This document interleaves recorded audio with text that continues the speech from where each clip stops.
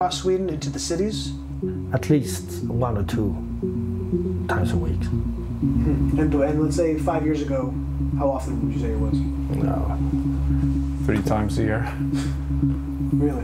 The increase in this kind of crime is exponential. I think we caught off guard. We didn't expect it to be so much increase.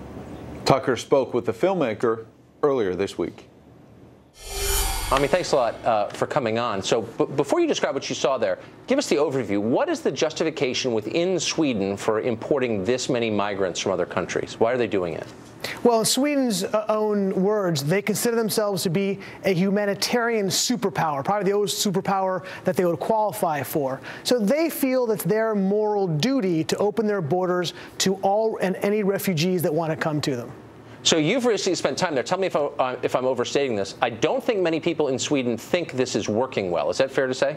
No, it's not fair to say, actually. In fact, most people that you ask about the refugee crisis, they will say, because the reason why I did the whole thing to begin with, taking a step back, was that there was an absolute surge in both gun violence and rape in Sweden once they began this open door policy. So they know that this crime is happening. They can feel it. The statistics are clear. But they would refer to what is the root cause behind it and say, oh, it's just more, it happened to be more violence. It's men who are raping people, not the refugees. They'll make excuses for it. The majority of the population in Sweden still want to have an open door policy. It's confounding. Huh, that's remarkable. Now, the statistics on the crime rise that you just referred to, there have been reports in the American press that those statistics are either closely held by the Swedish authorities or they've been manipulated by the Swedish authorities to downplay the role of migrants in those crimes. Is that true? Well, it depends. The crime statistics are the crime statistics, and they're not closely held. They're open to the public, and they do show this incredible surge of violence. What may actually be the problem is that they oftentimes try to cover up some of these crimes. That, for example, there's been a rash of these rapes, these music festivals, and what happens is they cover up as far as they could who the perpetrators were or if actually rapes had actually occurred.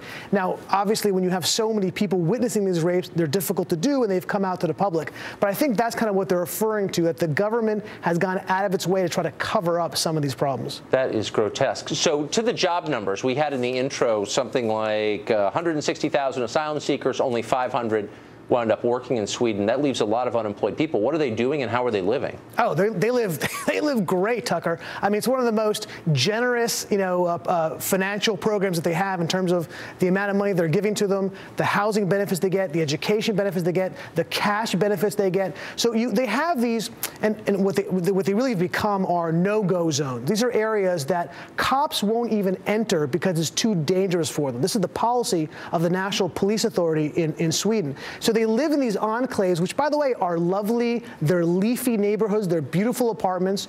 And they are sitting around. You're right. It's difficult to get jobs. There's too many of them. But they have tremendous benefits there, which is why so many of these migrants are going to Sweden to begin with. Now, we know that the masochism of the West really knows no bounds at all. So I believe you when you say that it's not often people say out loud, I'm dissatisfied with this arrangement. I know Swedes, though, who at least in private will say this is a disaster. What's the social sanction for saying that out loud? Can you just say, this isn't working, or do people come down on you for saying something like that? Oh, you can say it, but you're a racist. You're a xenophobe, right? You're Islamophobe. When I was out there, I remember I was at this kind of swanky party in Stockholm, and I started discussing what I was doing there, and the entire party kind of gathered around me and started yelling at me that all those things. I'm a xenophobe. I'm a racist. I'm anti-Islamic.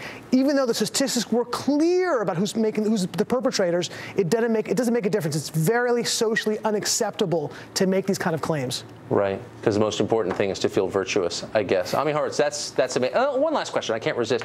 What's the long game here? How is this going to look 10 or 15 years from now? Does it seem like assimilation is taking place?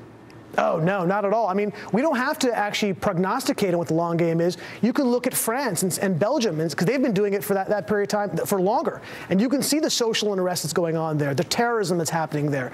Sweden, this is a relatively new policy, a phenomenon for them. And by the way, Sweden had its first terrorist Islamic attack not that long ago. So they're now getting the taste of what we've been seeing across Europe already. Sad. Thanks a lot for joining us. Ami Horowitz. Appreciate it. Thanks, Tucker. We're about a month into the Trump administration, and the GOP is still getting its legislative